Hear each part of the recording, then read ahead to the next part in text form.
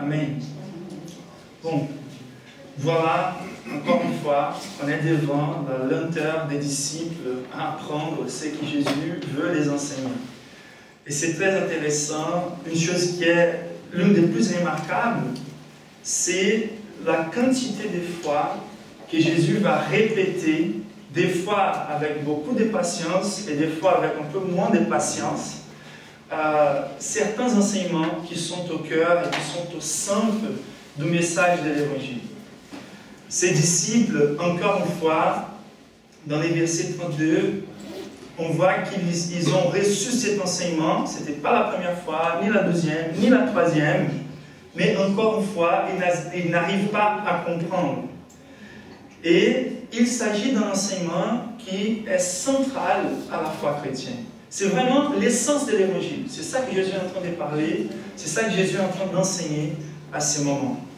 On est en train de considérer le chapitre 9 de Marc comme c'était la descente du ciel sur terre. C'est le nom qu'on a mis dans cette série. Ça commence avec la montagne de la transfiguration. Et le sujet central, l'enseignement central de Jésus, c'est sa mort et sa résurrection. Si nous voulons voir la puissance du royaume de Dieu se manifester, la plus grande manifestation de la puissance du royaume de Dieu se révèle dans la résurrection du Christ et dans notre résurrection au travers de lui. Bon, je ne sais pas quelle est votre compréhension par rapport à l'Évangile.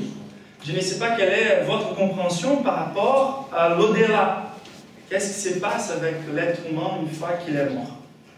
Je sais qu'il y a plusieurs manières d'essayer de donner une réponse à une question qui fait partie de l'existence de la race humaine. Tous les êtres humains ont en eux un désir de vivre éternellement. Et on essaye de donner des réponses qui puissent nous conforter selon la volonté de notre cœur. Mais si, au lieu d'essayer de deviner quelle est la meilleure théorie pour expliquer la vie d'au-delà, on rendait nos oreilles à l'écoute de l'interprétation de Jésus lui-même. Donc le Fils de Dieu, c'est celui qui a incarné pour accomplir une mission. Et le but final de cette mission, c'était sa résurrection, pour nous faire ressusciter avec lui. Donc selon la perspective chrétienne, l'au-delà s'est expliqué au travers de cette notion de résurrection. Certains seront ressuscités pour la vie, pour la réconciliation avec Dieu. Certains seront ressuscités aussi pour un jugement final. Et ça, quand on considère les implications légales par rapport à la situation de la race humaine, c'est quelque chose que nous tous nous désirons aussi. Par exemple, quand on considère la théorie de l'évolution spirituelle, de l'incarnation, il y a cette espèce de jugement qui prend place sans qu'il y ait la continuité ou la compréhension. Par exemple, si j'étais tellement mauvais dans cette vie, je vais naître dans une prochaine vie, théoriquement, dans une condition meilleure ou pire, mais dans cette nouvelle vie, je n'aurai aucun apprentissage par rapport à pourquoi je suis en train de vivre ces conséquences, ces difficultés. Selon la perspective chrétienne, cela n'est pas forcément la justice. Pour que la justice existe, il faut que celui qui soit puni ait la compréhension pourquoi il est en train d'être puni, pour qu'il y ait de la didactique là-dedans. Et selon la perspective chrétienne, un jour, il y aura un grand jugement. Certains vont trouver les pardons car ils ont été punis déjà dans le Christ, et certains qui ont rejeté le Christ vont souffrir cette punition. Donc ça, c'est juste quelque chose qu'on a déjà vu quand on a considéré la résurrection. Mais à nouveau, nous sommes devant cette difficulté de croire des disciples par rapport à ces enseignements. Ce qui est en emphase ici, c'est la place centrale de l'enseignement de la résurrection et de l'essence de l'Évangile. C'est ça qui s'éclaire dans ces textes, par la répétition dont Jésus parle sur ces sujets et par l'attitude de Jésus révélée dans le verset 30. Le verset 30, il nous pose aussi des questions. Quand on regarde qu'est-ce que Jésus il a fait, ils partirent, Jésus avec ses disciples, de là où ils étaient, des entourages de la montagne de la Transfiguration, et traversèrent la Galilée.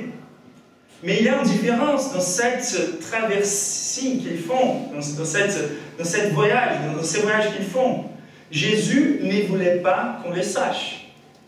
À ces moments-là, Jésus ne veut plus des feux d'artifice autour de lui. Jésus ne veut plus des multitudes qui cherchent des miracles autour de lui. Jésus ne veut plus perdre de temps. Vous voyez ça?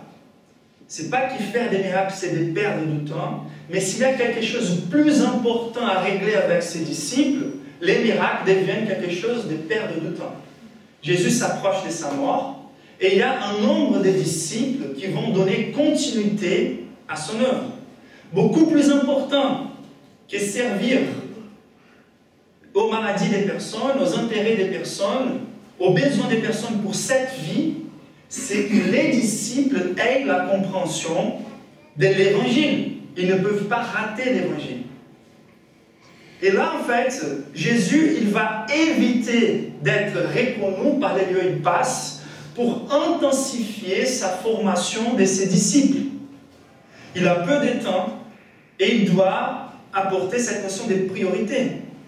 Et il doit aussi accomplir cette mission.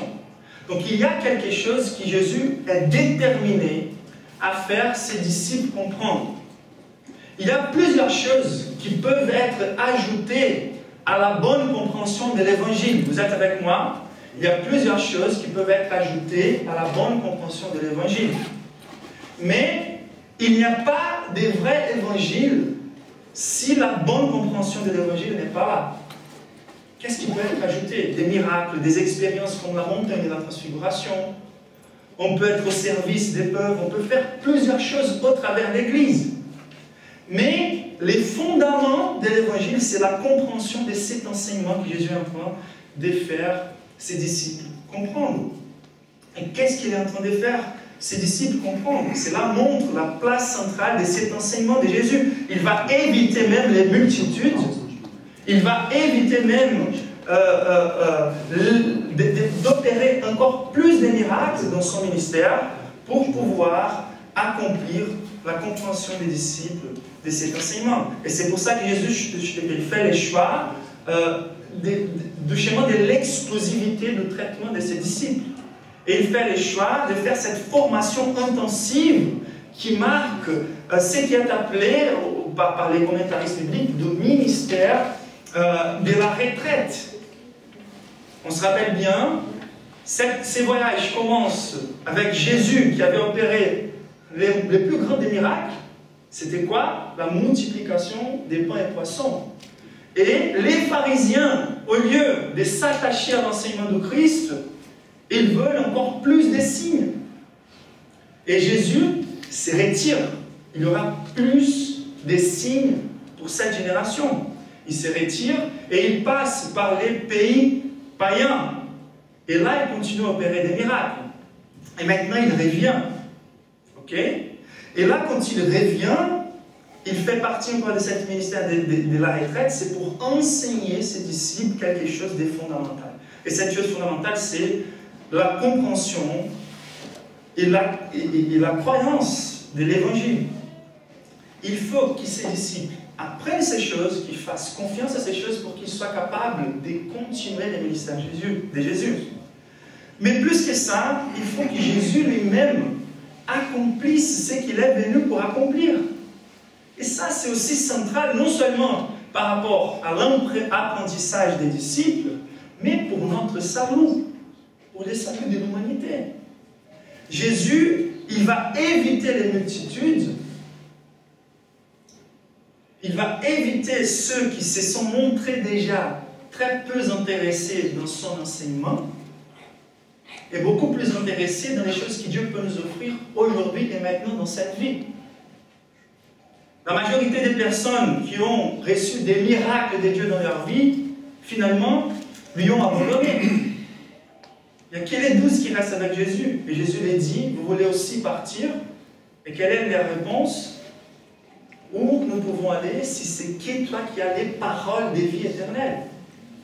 Nous sommes devant les paroles de vie éternelle. Et les paroles de vie éternelle sont beaucoup plus importantes que les choses que Dieu peut les faire. Il y a 3 dimanches en arrière, on a mis l'emphase sur l'importance d'avoir des expériences profondes avec Dieu. Les dimanches derniers, on a vu que Dieu, il est puissant pour opérer des miracles. Je ne suis pas contre ces choses-là, que ça soit clair.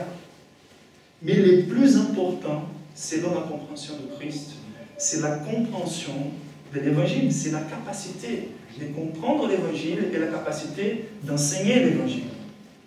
Et voilà que Jésus va éviter la multitude, car il a un ordre de priorité. Qu'est-ce qu'il y a de nouveau dans cet enseignement et qu'est-ce qu'il y a de quelque chose qui c'était déjà clair? Bon, Jésus va dire que le Fils de l'homme va être livré et qu'il va souffrir la mort et qu'il va ressusciter. Déjà, c'est très important, la notion des Fils de l'homme. Le Fils de l'homme, c'est vraiment la compréhension que Jésus-Christ, c'est le Fils de Dieu, selon la compréhension de l'Ancien Testament. Et ça, c'était quelque chose qui était déjà accompli dans sa vie, dans son ministère. C'était pour ça que les miracles servaient. Les miracles ne servaient pas pour garantir le salut de quelqu'un. C'est pour laisser toutes les personnes qui ont témoigné des miracles sans excuse des évidences que lui, il est vraiment le Fils de Dieu. Ok? Donc le Fils de Dieu, il est venu, il opérait des miracles, et toutes les fois il opérait des miracles, il commençait à prêcher. Et quand il commençait à prêcher, plusieurs partaient. Ils étaient les plus intéressés au miracle. Et là, c'est très intéressant. Les fils de Dieu, ou les fils de l'homme, c'est cette notion, vraiment, Jésus, le Fils de Dieu. Donc, cette partie de son ministère, elle était accomplie. Ils ont déjà beaucoup d'évidence pour croire que je suis le Fils de Dieu. Maintenant, il faut que j'ai accompli cette obéissance de vie. Donc, dans une partie, qu'est-ce que Jésus est venu faire? C'est de substituer la manque de perfection de vie que Dieu attend de tous les êtres humains. Donc il faut qu'il vive une vie parfaite. Et c'est là aussi, il était déjà en train d'accomplir. Mais maintenant, il fallait qu'il soit notre substitut, pas qu'en donnant à Dieu une vie parfaite que nous n'arrivons pas à accomplir, mais aussi en souffrant la mort que nous méritons souffrir. Et c'était là vraiment la barrière de compréhension. Car toutes les personnes veulent remplir les églises quand on est en train de parler juste des bénédictions pour aujourd'hui et maintenant. Et quand on commence à parler des souffrances, des morts, c'est beaucoup plus difficile de remplir une église. C'est pour ça que Jésus avait deux avec lui, après avoir opéré des miracles pour des multitudes qu'on ne pourrait même pas compter. Et voilà que cette vie obéissante, il a déjà accompli, et maintenant, il était en train de s'approcher de sa morte vicaire, pour ensuite ressusciter. C'est intéressant donc de voir comment Jésus respectait les timings et l'opportunité qu'il donnait. La Bible, elle parle de jour de l'opportunité. C'est le temps où Dieu est avec nous en train de vous offrir son salut. Et ce temps va passer. Toutes ces multitudes qui ont pu voir les miracles de Jésus, ils ont eu aussi l'opportunité de croire dans son message. Ils n'ont pas profité. Et à partir de là, on ne va plus voir Jésus opérer de la même manière. Maintenant, son but, c'est la croix. Son but, c'est les calvaires. Il n'a pas comment maintenant perdre du temps pour prouver le fait qu'il est le Fils de Dieu. Donc, profitez des opportunités que Dieu vous donne pour apprendre les choses que Dieu vous enseigne à travers les personnes qu'il met dans vos vies. Ce n'est pas toujours qu'on aura ces opportunités. Il y a un timing pour chaque mission. Il y a une saison pour chaque mission. Et il faut qu'on profite bien des opportunités que Dieu nous donne. Et voilà un grand enseignement qu'on peut prendre en compte dans cette notion. Les renonces faisaient partie de la vie de Jésus. Il avait le plaisir de guérir les malades. Il avait le plaisir de prendre soin de la race humaine. Mais maintenant, il a un ordre de priorité. Il faut qu'il soigne quelque chose qui est beaucoup plus radical que ces maladies qui peuvent nous toucher aujourd'hui et qui vont nécessairement nous amener à la cove. Ça se dit à la cove. C'est au tombeau. Merci. Et donc, dit de Jésus qu'il a été ressuscité, mais qu'après il a été mort. Donc on aura toujours la possibilité d'être guéri, de vivre des miracles. Mais cette résurrection, c'est d'une fois pour toutes. C'est les saluts qui est en jeu. Et ensuite, il faut apprendre aussi que les disciples, ils étaient très peu nombreux. Il faut garder ça dans nos esprits. Beaucoup sont appelés et très peu élus. La porte, elle est large et elle amène au chemin de la perdition. Attention à l'évangile qu'on écoute. S'il n'y a pas de confrontations, si c'est très facile, ce n'est pas l'évangile de Jésus. Et voilà que Jésus l'a dit, la porte elle est étroite et le chemin il est étroit. Et voici, nous sommes devant les 12, ils sont très peu nombreux, très privilégiés, vous voyez. Ils sortent des multitudes pour prendre un chemin caché pour pouvoir traiter ces 12. Ils sont très privilégiés. Mais en même temps qu'ils sont très privilégiés, c'est car il y a une grande responsabilité.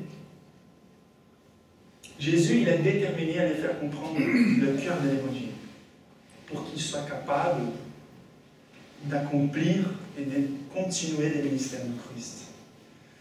La vérité centrale de ce texte, donc, c'est que Jésus est déterminé à donner à ses disciples les privilèges et la responsabilité de croire profondément dans ce qui est central à propos de la bonne nouvelle. Je vais répéter pour ceux qui veulent noter. Jésus est déterminé à donner à ses vrais disciples les privilèges et la responsabilité de croire profondément dans ce qui est central à propos de la bonne nouvelle. Nous pouvons avoir des doctrines périphériques où nous avons des désaccords. Mais dans ce qui Christ est en train d'enseigner ici, nous ne pouvons pas être en désaccord. Donc ce qui est central à l'évangile, c'est cette nécessité de l'incarnation, cette nécessité de la mort et cette nécessité de la résurrection vicaire de Christ, du Fils de Dieu lui-même. Et quand on parle la responsabilité, les privilèges de croire profondément, cette notion de croire veut dire vraiment la compréhension et la capacité d'expliquer. La compréhension, la confiance et la capacité d'expliquer. Êtes-vous capable de comprendre l'Évangile? Faites-vous confiance à ces vérités centrales à propos de l'Évangile? Êtes-vous capable d'expliquer et d'enseigner l'Évangile, même si ce soit avec vos mots?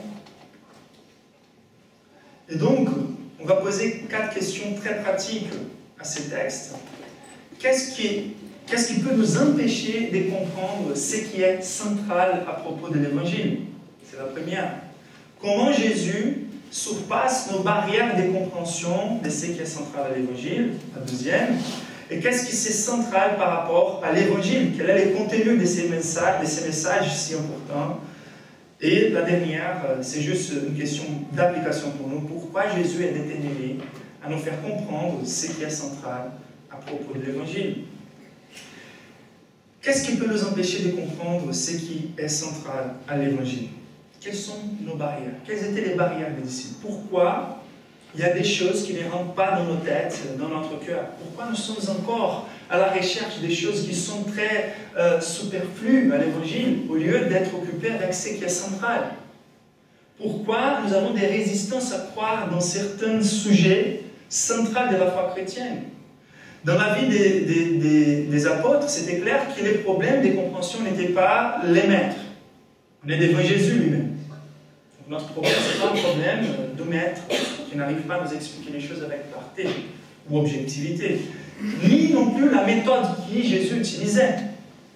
Il utilisait toutes les méthodes qu'on pourrait imaginer. Il prêchait par parabole, il simplifiait les choses. Il apportait des expériences spirituelles profondes comme la montagne de la transfiguration.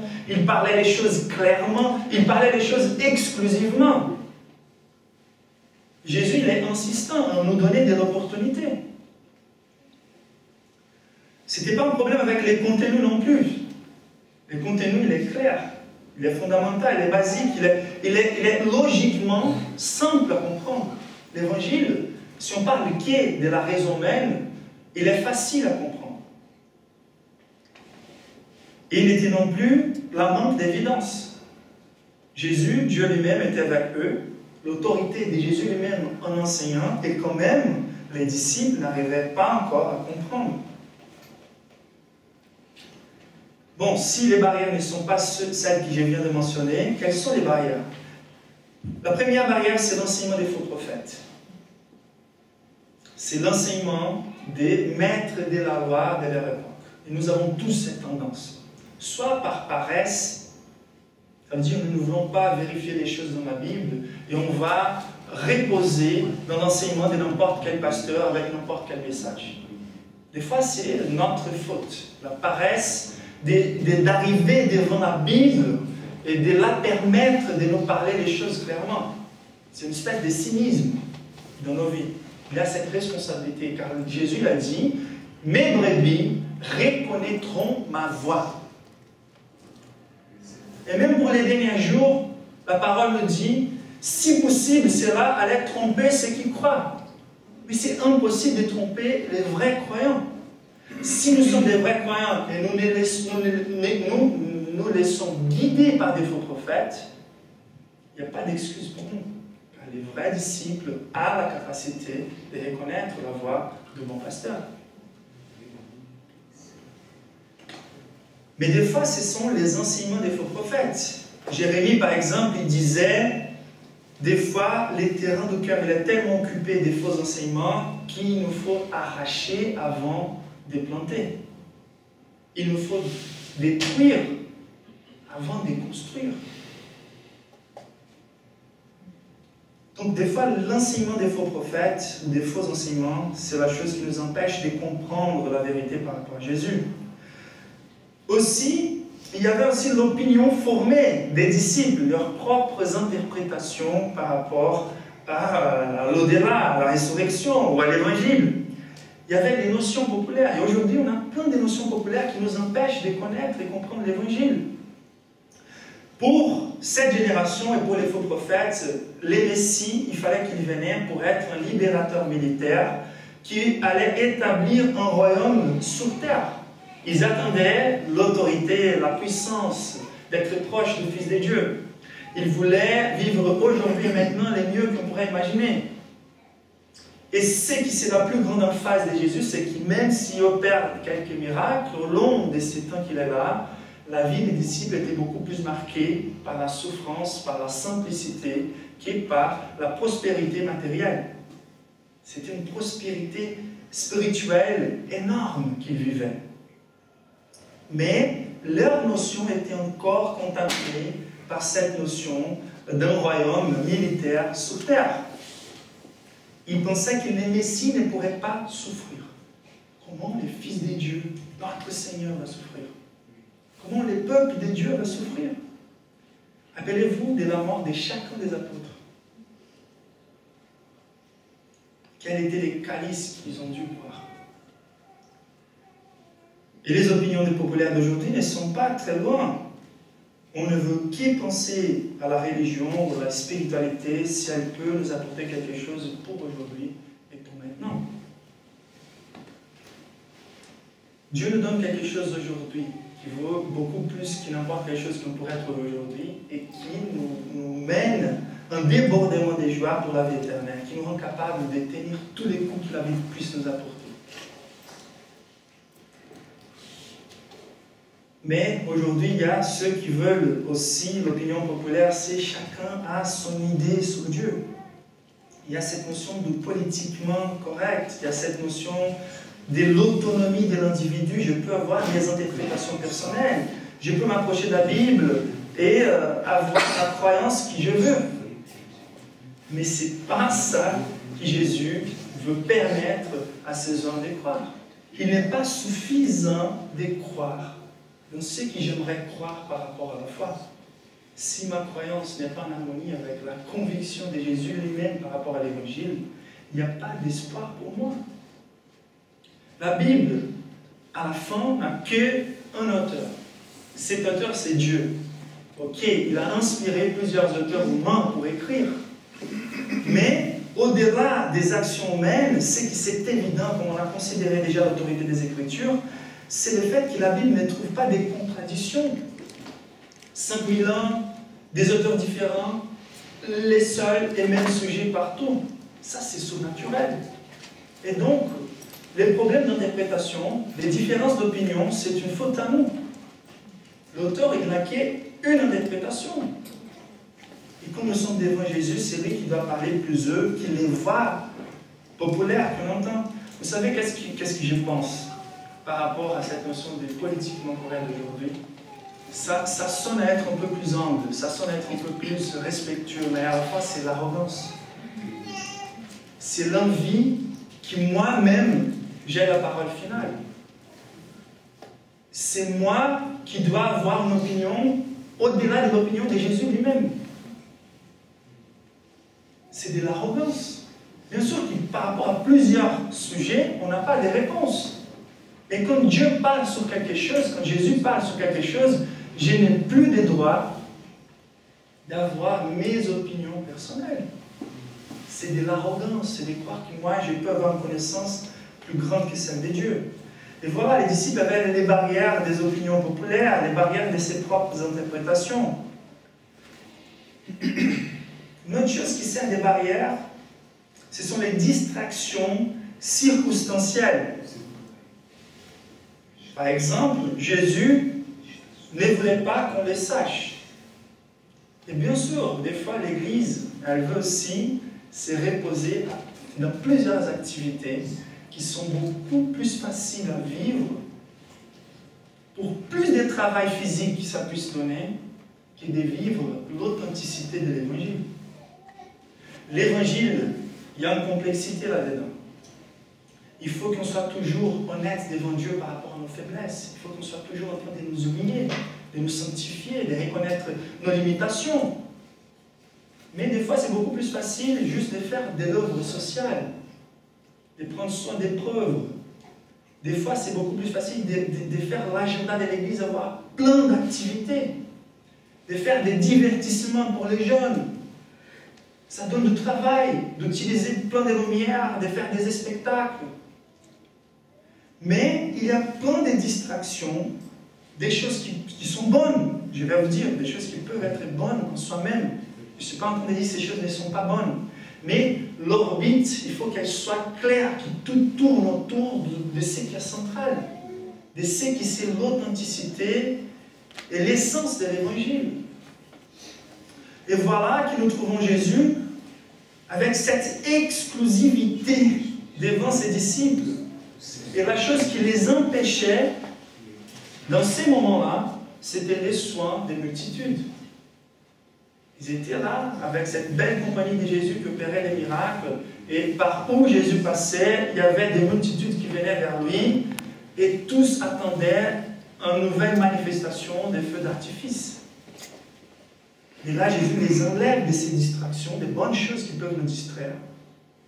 Comme il a enlevé Pierre de la montagne de la transfiguration. Maître, faisons ton attente. Restons là, dans cette expérience spirituelle profonde.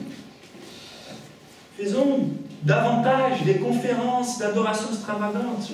Faisons davantage cette recherche de la puissance de Dieu. Cette onction, elle vient, elle est arrivée pour qu'on accomplisse une mission.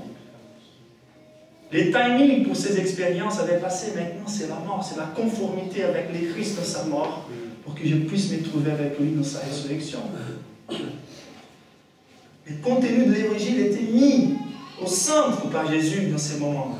Ces choses à nouveau sont bonnes, on a prêché sur ça, il faut qu'on cherche ces choses, mais il ne faut jamais oublier qu'est-ce qui doit être au centre. Et donc ces choses, les meilleures choses de la vie peuvent devenir une distraction pour qu'on comprenne l'essence de l'Évangile. Il ne faut pas confondre les conséquences de l'Évangile avec l'Évangile. Et aussi, et la plus grande des barrières, c'était les barrières émotionnelles. Ça, c'est très intéressant. Vous êtes avec moi? Jésus devrait préparer ces hommes qui sont, regardez, ils n'étaient rien dans la vie. Des pécheurs, des personnes simples, qui n'avaient pas beaucoup d'instructions. Et du jour au lendemain, ils sont en train de marcher avec le Fils de Dieu sur terre. Et ils voient les miracles. Dans la meilleure place qu'ils pourraient, ils étaient très proches des choses qui se passaient. Ils participaient de Jésus avec des évangélisations. Ils chassaient des démons, des choses que même les pharisiens n'arrivaient pas à faire. Ces 12 très simples ont eu leur vie changée. Complètement changée. Mais maintenant, la source de toute cette puissance va partir. Et Jésus veut les préparer pour ce qui va venir. Mais leur volonté ne veut pas écouter la vérité. Notre vérité, elle est tellement infantile. Notre volonté, pardon. Nous voulons être tellement attachés avec nos désirs très peu ambitieux. Imaginez, vous voyez la vie des disciples aujourd'hui. Faible, manque de foi, Pierre reproché plusieurs fois. Et après la résurrection de Christ, Pierre il prêche, 3000 personnes se convertissent.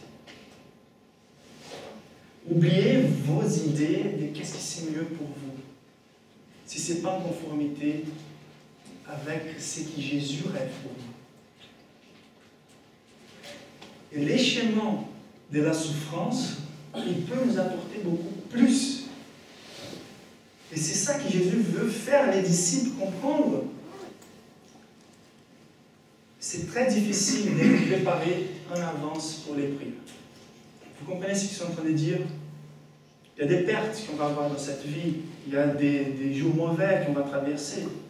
Et les plus on est enraciné avec la compréhension de la résurrection de Christ, la capacité d'apporter la vie où elle n'est plus, les plus on est préparé pour les jours mauvais.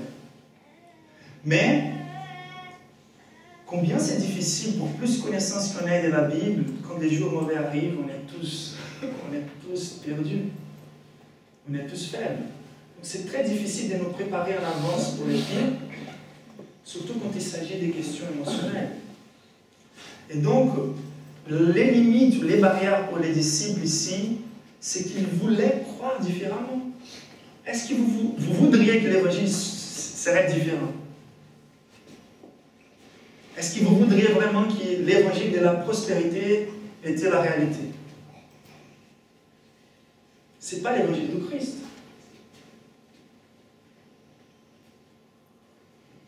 L'évangile de Christ, c'est le Fils de Dieu est venu pour souffrir et mourir, pour prendre ma place devant les jugements de Dieu, pour que je gagne avec lui, pas dans cette vie, le monde entier, les royaumes des cieux, garantis pour toujours.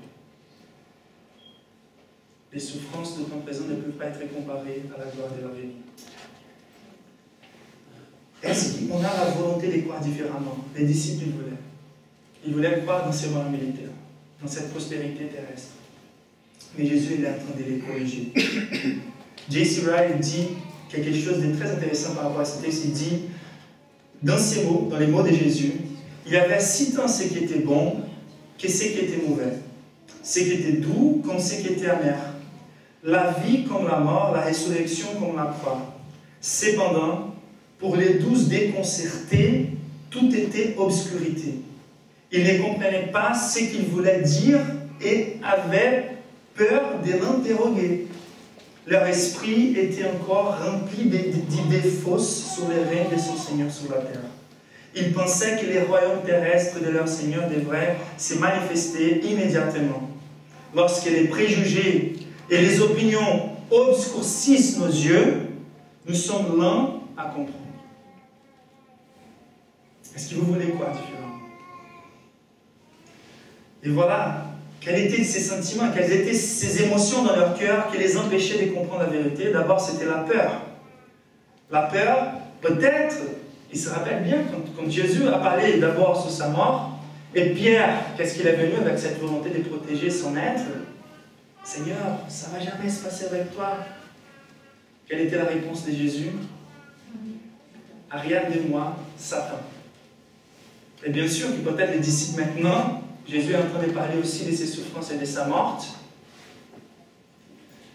Il ne veut pas dire quelque chose contre ce que Jésus est en train d'enseigner, même s'il ne comprend pas, mais il ne veut pas être reproché par Jésus avec cette force. Arrière de moi, Satan. Qui était celui qui, dans la tentation de Christ, a dit « Toutes ces choses, je te les donnerai si prosterné tu m'adores. » Qui a promis le monde, la prospérité du monde? Satan. Arrière de moi, Satan. Jésus dit à Pierre. Et voilà qui était aussi clairement et sûrement leur détresse de cette séparation. Matthieu, dans les textes parallèles à ces textes-là, il va nous dire qu'ils furent profondément attristés. Et donc leur peur et leur volonté de ne pas accepter ces messages les amenaient à ne pas comprendre l'Évangile. De toutes les choses que j'ai partagées avec vous, celle, c'est la chose qui m'étonne le plus. C'est la force que notre volonté est là d'empêcher notre compréhension de l'Évangile. Comme si on pourrait avoir une volonté plus parfaite et agréable pour nos vies que la volonté de Dieu lui-même. Et donc, il faut qu'on fasse le travail d'enlever ces barrières. Il faut qu'on chasse de nos vies les sources de faux enseignements. Peu importe s'ils sont des leaders religieux, peu importe s'il s'agit des opinions populaires ou des interprétations personnelles. Il faut que la voix de Christ parle plus haut que la voix que j'entends par rapport à Christ. Les voix que j'entends. Il faut que j'enlève de ma vie certaines distractions qui peuvent être des bonnes choses si elles m'éloignent du cœur de l'Évangile. Il faut aussi que je donne toute l'attention et toute l'exclusivité de mon attention à Jésus. Et que je fasse garde de mon cœur par rapport à mes volontés très peu ambitieuses comparées aux volontés de Christ. Prier et désirer d'entendre la voix exclusive de mon berger. La deuxième question, c'est comment Jésus surpasse nos barrières de compréhension. On va aller assez vite sur cette, mais c'est plutôt la méthode de Christ pour enseigner ses disciples. Déjà, Christ les a apportés à un lieu exclusif. Okay? Donc, permettez Jésus de vous traiter personnellement. Dieu n'a pas des petits-fils, des petits-enfants. Il n'a que d'enfants. Nous ne pouvons pas vivre la foi indirectement. Okay? Donc, Dieu nous enseigne avec de la proximité et de l'exclusivité. Quand la Bible parle de la sainte doctrine, c'est les fondements des apôtres. On a tous des traditions d'église différentes. On vient tous des parcours différents d'église. Il faut qu'on soit capable de distinguer entre qu'est-ce qui vient des hommes, comme les pharisiens, et qu'est-ce qui vient des dieux. Quelle est la bonne interprétation? C'est celle que Jésus lui-même nous donne. Donc, il y a l'exclusivité de traitement de Christ. Il y a la collectivité, bien sûr. Donc, Jésus était en train d'enseigner aux 12. Et il a permis aussi que les 12 échangent pendant les chemins, même s'ils vont produire des mauvaises compréhensions davantage. Mais c'est intéressant, il les laisse digérer. Jésus aussi, il apporte cet enseignement par la répétition. Il est insistant. Donc, il ne faut jamais se plaindre quand un pasteur revient plusieurs fois sur un même sujet. Il y a une histoire qui raconte un pasteur qui a été invité 3 fois pour prêcher dans la conférence annuelle d'une église. C'était l'anniversaire de cette église. Et les 3 fois où il est venu, il a prêché la même chose. Et la 3e fois, ils ont dit, les 2 premières fois, tu as prêché la même chose, mais on s'est dit, peut-être il a oublié. Maintenant, il faut qu'on te dise. Il a dit oui. Pendant que ces choses-là ne soient pas réglées dans la vie de cette église, toutes les fois que tu m'invites, je vais prêcher la même chose. C'est par là que Jésus est en train de répéter cet enseignement central. La progression, c'est clair, c'est quelque chose d'intéressant. Chaque fois, Jésus parle de la résurrection, il apporte quelque chose de nouveau pour qu'ils puissent dépasser leurs limites. Ne faites pas confiance à votre manque de capacité de comprendre. Soyez avec moi. Jésus, il croit que nous avons un potentiel beaucoup plus élargi, beaucoup plus grand que nous pensons de nous-mêmes. Des fois, il y a des enseignements qui ne rentrent pas, mais Jésus, il est au courant, il est sûr qu'un jour, ces choses vont rentrer. et tu vas grandir dans la foi. Donc, même s'il y avait beaucoup de limites pour la compréhension des disciples, cela n'empêchait pas Jésus de répéter, de répéter, de répéter et de les faire progresser.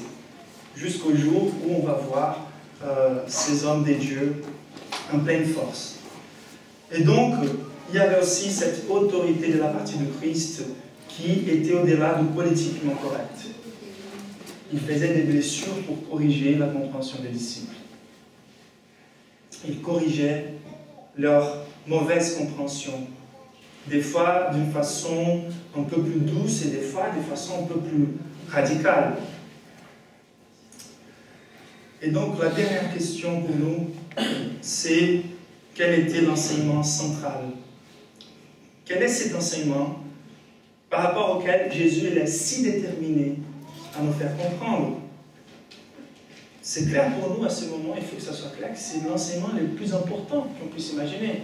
Par rapport à la répétition de Christ, par rapport à l'urgence, les choses que Christ laisse derrière comme renonce.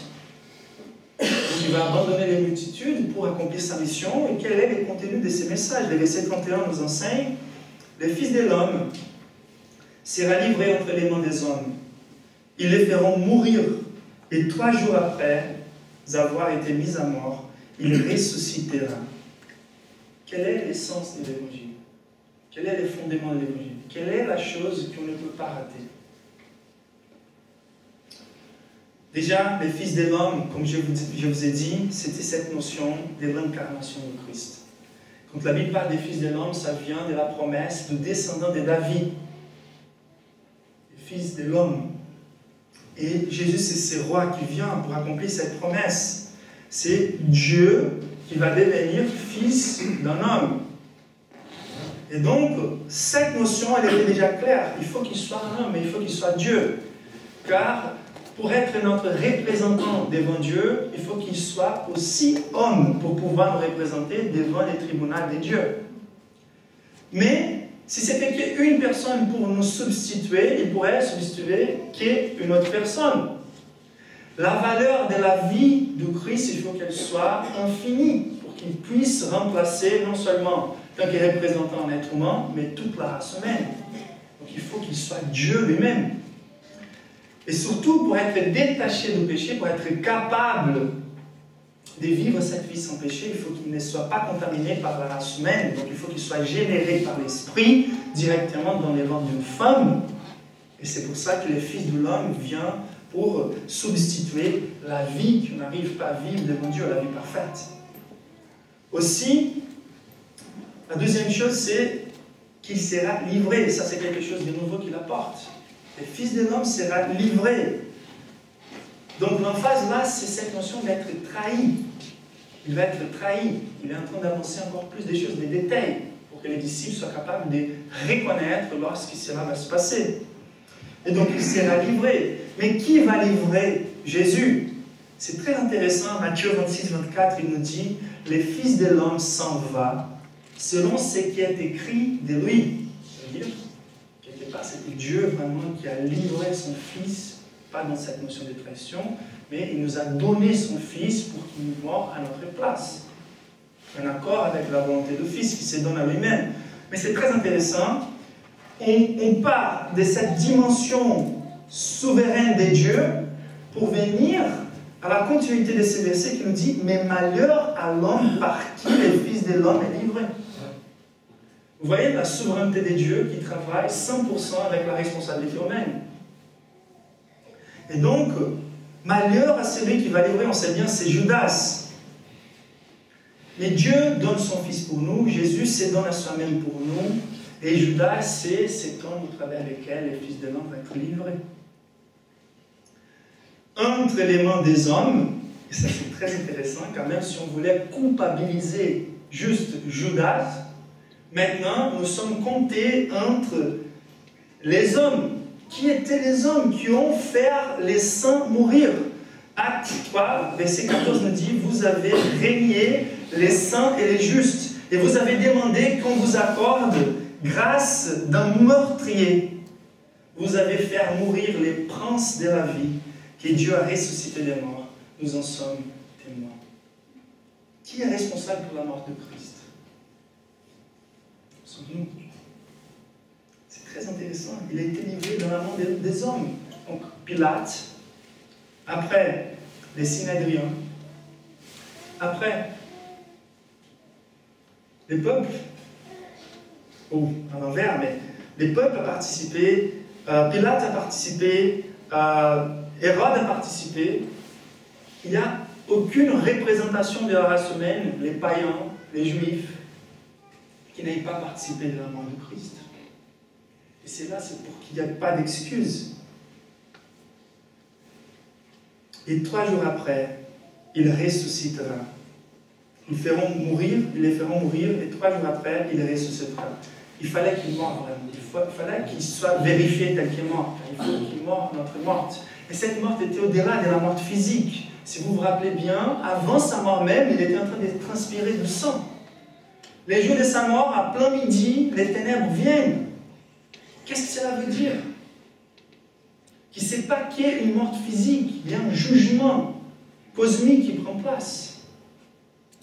Et lui va absorber la colère des dieux qui a été condensée et accumulée pendant toute l'histoire de la race humaine pour être déversée sur les fils des dieux eux-mêmes.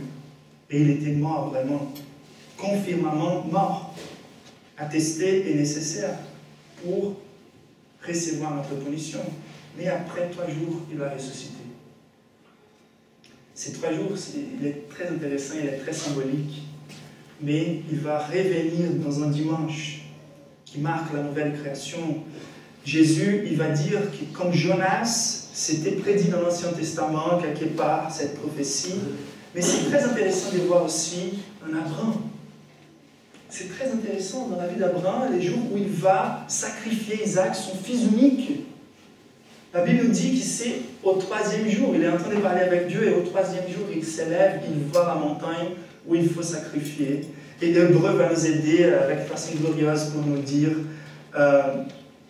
Hébreu chapitre 12,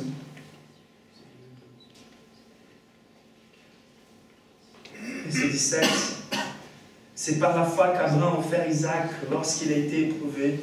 Oui, il a offert son fils unique en sacrifice, bien qu'il a reçu les promesses, et que Dieu lui a dit, c'est par Isaac qu'une descendance te sera assurée. Il pensait que Dieu était capable même de les ressusciter des morts. C'est pourquoi il a retrouvé son fils par une sorte de résurrection. Vous vous rappelez, Isaac, Abraham qui met sur les dos de son fils les bois pour qu'il monte sur cette montagne, pour qu'il soit sacrifié, et la conviction dans le cœur d'Abraham qu'Isaac serait ressuscité. Et c'est un Jésus qui tout ça va s'accomplir. Et donc la résurrection était si nécessaire. Pour finir, pourquoi Jésus, il a envie que nous comprenions ces messages. Les pieds de réponse, la première, c'est pour que notre salut soit attaché à Jésus. Ça veut dire, nous ne sommes pas une race de victimes.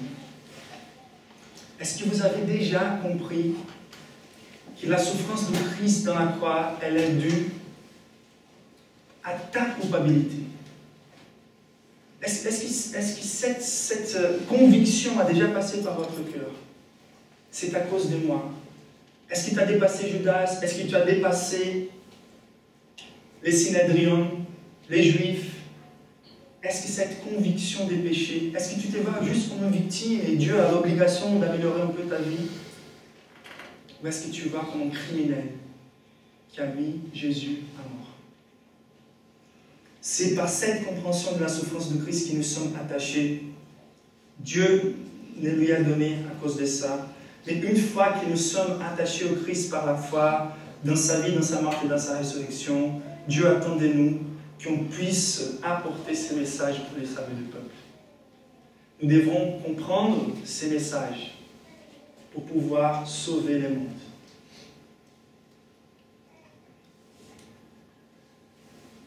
Paul, devant une nation très païenne, Athènes, à son époque, il s'élève et il prêche avec tout courage. Et il dit les suivants. En effet, en lui, nous avons la vie, les mouvements et l'être, comme l'ont aussi dit quelques-uns de vos poètes. Nous sommes aussi de sa race. Ainsi donc, puisque nous sommes de la race de Dieu, nous ne devons pas croire que la divinité rassemble à de l'or, de l'argent ou de la pierre sculptée par l'art et l'imagination de l'être humain. Sans tenir compte des temps d'ignorance, Dieu annonce maintenant à tous les êtres humains, partout où ils se trouvent, qu'ils doivent changer d'attitude, qu'ils doivent se repentir. Parce qu'il a fixé un jour où il jugera le monde avec justice par l'homme qu'il a désigné. Il en a donné à tous une preuve certaine en les ressuscitant. Lorsqu'ils entendirent parler de la résurrection des morts, les uns se moquèrent et les autres dirent: nous qu'entendrons là-dessus une autre fois. Ainsi Paul se retira du milieu d'eux. Quelques-uns cependant se joignirent à lui et crurent. Parmi eux figuraient Denise, l'Aréopagite, une femme de nom d'Amaris et d'autres avec lui. Levons-nous pour prier.